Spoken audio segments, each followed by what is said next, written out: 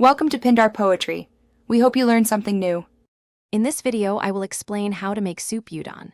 First, gather your essential ingredients, including fresh or frozen udon noodles, dashi stock, soy sauce, and mirin.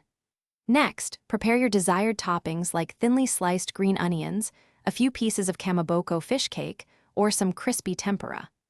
Finally, ensure you have a large pot ready for boiling the udon and a separate saucepan for gently simmering your flavorful broth.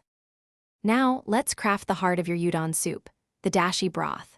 In a saucepan, combine 4 cups of prepared dashi stock with 1/4 cup of soy sauce.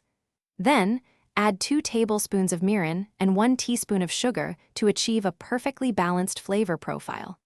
Gently simmer this mixture over medium-low heat for about 5 minutes, ensuring it never reaches a vigorous rolling boil. With your broth ready, it's time to cook the udon noodles.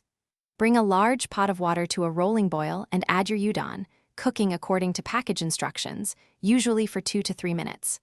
Once cooked, drain the noodles thoroughly and give them a quick rinse with warm water to remove excess starch.